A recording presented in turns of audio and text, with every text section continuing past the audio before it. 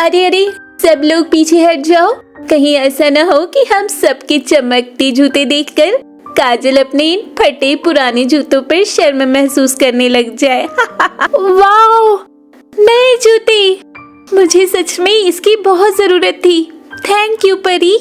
एक शहर में काजल नाम की एक लड़की अपने माता पिता के साथ रहा करती थी। काजल के माता पिता बहुत गरीब थे, इसलिए वे काजल को ज्यादा कुछ नहीं दिला पाते थे और खुद काजल भी इतनी समझदार थी कि वो कभी भी अपने माता पिता से किसी भी चीज के लिए जिद नहीं किया करती थी।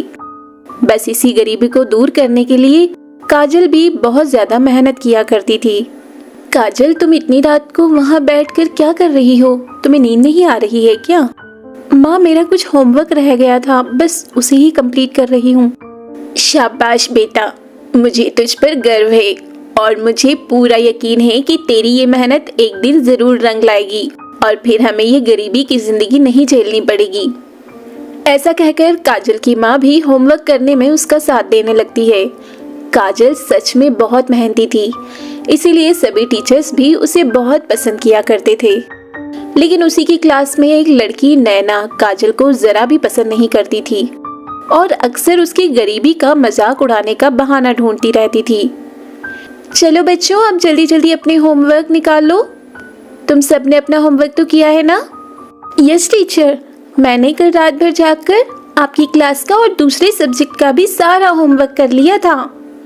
काजल की बात सुनकर टीचर उसे शाबाशी देते हुए कहती है, शाबाश काजल, तुम सच में बहुत मेहनती हो और बच्चों में आप सबको बताना चाहूंगी कि जो भी स्टूडेंट क्लास में अच्छा परफॉर्मेंस करेगा उसे साल के एंड में स्कूल की तरफ से स्कूल ड्रेस और नोटबुक भी दी जाएगी। टीचर की बात सुनकर नैना काजल की गरीबी का मजाक उड़ाते हुए कहती है, मैम, अगर ऐसा है तो आप वो स्कूल ड्रेस काजल को पहले ही दे दीजिए, क्योंकि इसके मम्मी पापा तो शायद इसे कभी ड्रेस दिलवा ही नहीं पाएंगे। नैना, तुम्हें जरा भी तमीज नहीं है क्या? तुम किसी के माता पिता की गरीबी का मजाक कैसे उड़ा सकती हो? टीचर के डांट के बाद भी नैना चुप नहीं होती है और कहती है, तो मैंने गलत क्या कहा मैम? अब आप इसके ये फटे हुए जूते ही देख लीजिए। पूरे स्कूल में इतने गंदे और फटे हुए जूते किसी के नहीं होंगे जितने कि इसके हैं। इसे तो अपने मम्मी पापा के साथ जाकर बाहर काम करके पैसे कमाने चाहिए और ये यहाँ बैठकर बड़े बड़े सपने देखती रहती है। नैना की इतनी सब बातें सुनकर काजल से रहा नहीं जाता है और अब वो भी गुस्से में बोल पड़ती है, नैना, तुम्हें मेरी इतनी चिंता करने की कोई जरूरत नहीं है। मेरे माता पिता ने मेरे लिए वो सब कुछ किया है जो वो कर सकते थे और एक दिन मैं इन्हीं फटे जूतों के साथ भी तुम्हें जिंदगी में बहुत कुछ बनकर दिखाऊंगी। छुट्टी होने के बाद काजल घर के लिए पैदल जाने लगती है तो वहीं नैना का ड्राइवर उसे पिकअप करने के लिए आया होता है। नैना कार में बैठकर बहुत ही घमंड के साथ काजल से कहती है, अगर आज तुमने मुझसे क्लास में बहस नहीं की होती तो मैं तुम्हें भी अपने साथ कार में बैठने का मौका देती, लेकिन अब नहीं। नैना, तुम्हारी इस कार का लालच स्कूल के दूसरे बच्चों को होगा, लेकिन मुझे नहीं है। मेरे मम्मी पापा ने तो मुझे यही सिखाया है कि हमारे पास जितना होता है हमें उतने में ही खुश रहना चाहिए। इसके बाद नैना वहाँ से चली जाती है और काजल भी पैदल पैदल स्कूल से घर के लिए जाने लगती है। लेकिन वो रास्ते भर यही सोच रही थी कि इस दुनिया में गरीब होना कितना बुरा है। कोई भी एक गरीब इंसान की मजबूरी नहीं समझता है। माना कि नैना के मम्मी पापा के पास बहुत पैसा है, लेकिन फिर भी उसे मेरी गरीबी का मजाक नहीं उड़ाना चाहिए था। काजल यही सब सोचते सोचते हुए घर पहुंचती है और उसका लटका हुआ मुंह देखकर उसकी माँ पूछती है कि क्या हुआ काजल, तुम तो रोज हंसते खेलते स्कूल से घर वापस आती हो, फिर आज क्यों तुम्हारा मुंह लटका हुआ है? काजल नहीं चाहती थी कि उसकी माँ को ये सब बात पता चले कि उनकी गरीबी के चलते आज उसे क्लास में कितना कुछ सुनना पड़ा था। नहीं, ऐसा कुछ नहीं है माँ, बस आज शायद कुछ ज्यादा ही थक गई हूँ, इसलिए मेरा चेहरा भी उतरा हुआ लग रहा है। काजल जब अगले दिन दोबारा स्कूल जाती है तो नैना उसे तब भी परेशान करना नहीं छोड़ती है और अपने दोस्तों के बीच काजल का मजाक उड़ाते हुए कहती है, अरे अरे, सब लोग पीछे हट जाओ। कहीं ऐसा न हो कि हम सबके चमकते जूते देखकर काजल अपने इन फटे पुराने जूतों पर शर्म महसूस करने लग जाए। काजल चाहती तो नैना को जवाब दे सकती थी, लेकिन वो आज भी चुप रहना ही सही समझती है और बिना नैना की बातों का जवाब दिए हुए ही आगे बढ़ जाती है।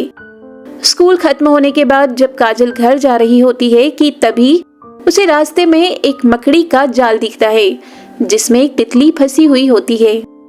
अरे ये तितली तो बहुत बुरी तरह से मकड़ी के जाल में फंस गई है, इसे जल्दी से बाहर निकालना होगा वरना इसकी मौत हो जाएगी।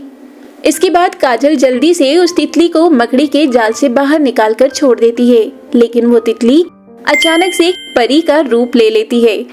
तितली को एक परी के रूप में बदलता देखकर काजल को अपनी आंखों पर यकीन नहीं हो रहा था। क्या? लेकिन ये कैसे हो सकता है? कौन हो तुम?